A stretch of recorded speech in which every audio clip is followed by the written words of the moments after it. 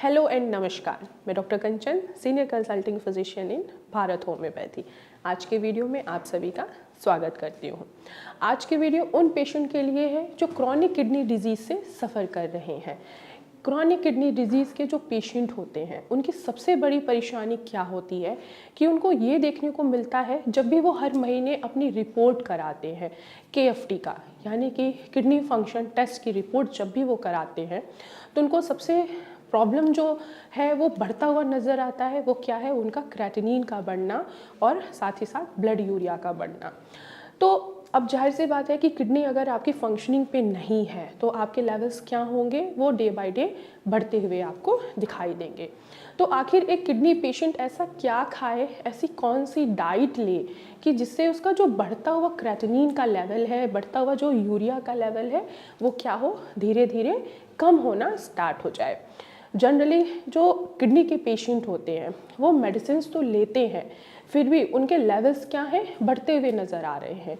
क्यों? क्योंकि उनकी जो डाइट है कहीं ना कहीं क्या है, गलत है। कहा गया है ना कि अगर आप अच्छी डाइट लेते हैं तो आपका हेल्थ कैसा होगा, अच्छा होगा।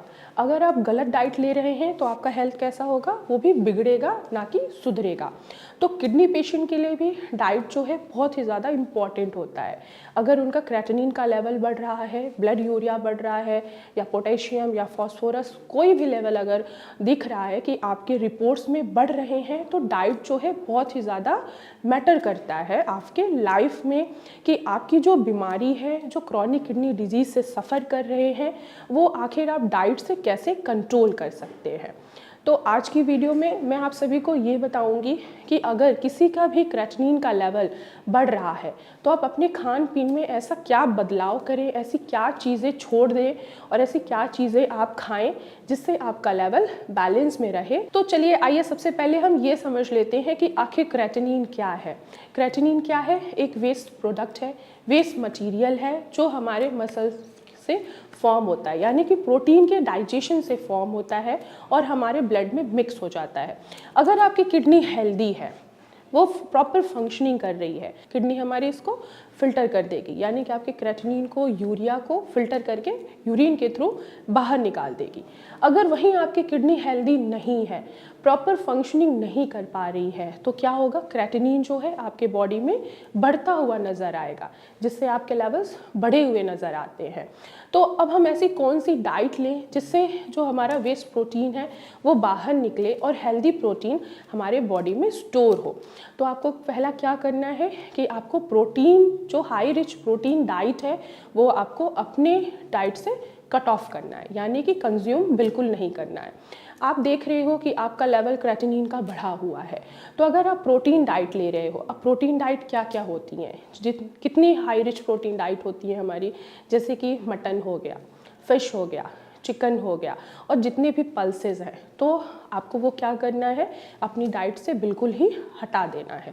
जब आप खुद ब खुद ये चीज़ें हटाएंगे और नेक्स्ट रिपोर्ट जब आप कराएंगे तो आपको खुद ब दिखाई देगा कि जो आपका ब्लड यूरिया जहाँ बढ़ा हुआ था, जिसके वजह से आपका क्रेटिनिन का लेवल बढ़ा हुआ है, वो क्या हुआ, नेक्स्ट मंथ में धीरे धीरे वो बैलेंस में आना स्टार्ट हो गया। तो आपको अपनी डाइट से क्या चीज़ें कट ऑफ करनी है, हाई रिच प्रोटीन।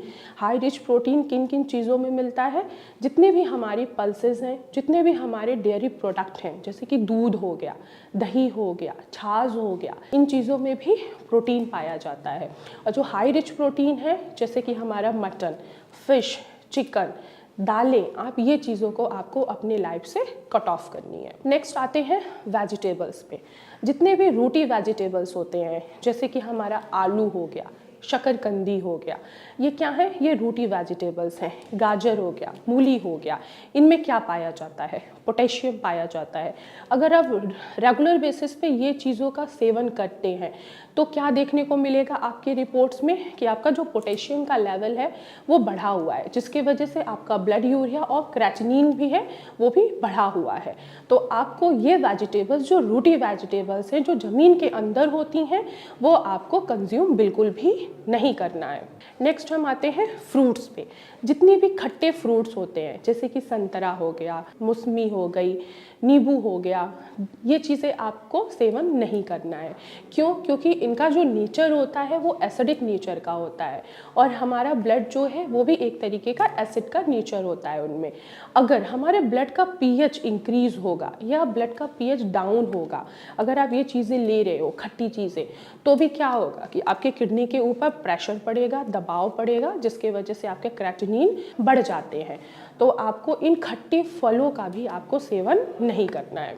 अब आप लोगों के मन में ये सवाल ज़रूर आ रहा होगा कि सब कुछ तो मैंने आपका बंद कर दिया, दालें बंद कर दिया, चिकन बंद कर दिया, फ़िश बंद कर दिया, जितने भी खट्टे फ्रूट्स हैं फ्रूट्स बंद कर दिए, वेजिटेबल्स भी बंद कर दिए, तो बचा क्या है आखिर हमारे पास खाने के लिए कि हम अपने क्रेटिनिन के लेवल को बैलेंस करके चलें। तो आप जो किडनी पेशेंट हैं, खासकर क्रॉनिक किडनी डिजीज़ वाले पेशेंट हो, चाहे एक्यूट किडनी डिजीज़ वाले पेशेंट हो, चाहे आप किसी को प्रोटीन लॉस हो रहा है या पीकेडी का पेशेंट है या नेफ्रोटिक सिंड्रोम ही क्यों ना हो पेशेंट को, अब आपको अपने डाइट में क्या क्या शामिल कर सकते हैं। पहला, वेजिटेबल्स जो है, जो हमारे ज़मीन के ऊपर वेजिटेबल्स आते हैं, जैसे कि लौकी हो गया, तोरी हो गई, टिंडे हो गए, ये चीज़ें आप खा सकते हैं। क्यों? क्योंकि ये ज़मीन के ऊपर उग रही हैं। इनमें ना ही ज़्यादा मात्रा में आपको पोटेशियम मिलेगा, ना ही अदर मिनरल्स मिलेंगे जो आपके किडनी को डैमेज करेंगे। तो वेजिटेबल्स में आप सिर्फ लौकी, घिया, तोरी, परवल और टिंडे ये आप शामिल कर सकते हैं। अगर हम फ्रूट्स की बात करते हैं तो फ्रूट्स में आप एप्पल ले सकते हैं, पपाया ले सकते हैं। अगर जो डायबिटिक के पेशेंट हैं वो अमरूद और जामुन भी खा सकते हैं। ये 4 फ्रूट्स अगर एक किडनी पेशेंट खा रहा है तो उसके लेवल्स इनबैलेंस कभी भी नहीं होंगे। इसके साथ साथ एक किडनी पेशेंट अपने डाइट में दलिया, ओट्स, पोहा, सूजी का चीला, ये चीज़ें आप ऐड कर सकते हैं। जो किडनी फ्रेंडली हमारे वेजिटेबल्स होते हैं, जैसे कि गाजर हो गया, मूली हो गया, ये आपको नुकसान नहीं करेगा। तो आप ये भी थोड़ा थोड़ा क्वांटिटी में अपनी डाइट में शामिल कर सकते हैं, जिससे आपका लेवल जो क्रेटिनिन का बढ़ा हुआ होता है वो धीरे धीरे आपका बैलेंस में आना स्टार्ट हो जाएगा। इन बातों का आप ध्यान रखते हो अपनी डाइट में। ये चीज़ें जो मैंने अभी आपको बताया कि क्या चीज़ें आपको नहीं खानी है, क्या चीज़ें आपको खानी है, अगर आप रेगुलर रूटीन पे ये फॉलो करते हो तो आप खुद ब खुद देखोगे कि 1 मंथ बाद कि आप मेडिसिन ले रहे हो तो और साथ ही साथ हमारी डाइट भी फॉलो कर रहे हो तो आपके लेवल्स क्या होंगे, बढ़ने के बजाय कम होंगे। क्योंकि ज़रूरी नहीं है कि सिर्फ मेडिसिन से ही आप अपने लेवल्स को कंट्रोल कर सकते हो। 50% काम जो होता है वो हमारी दवाइयों का होता है और 50% काम जो होता है वो हमारे डाइट के ऊपर निर्भर होता है। अगर आप दवाइयों के साथ साथ अच्छे डाइट ले रहे हो तो कभी भी आपका क्रेटिनिन का लेवल नहीं बढ़ेगा और आपकी किडनी क्या होगी, धीरे धीरे फंक्शनिंग पे आनी स्टार्ट हो जाएगी। तो मैं आशा करती हूँ कि आज की वीडियो में आप सभी को समझ में आया होगा कि आखिर आप ऐसे कौन से डाइट फॉलो करके अपने बढ़ते हुए क्रेटिनिन के लेवल को कम कर सकते हैं। तो आज की वीडियो में बस इतना ही, फिर मैं मिलूँगी नेक्स्ट वीडियो में। तब तक के लिए धन्यवाद।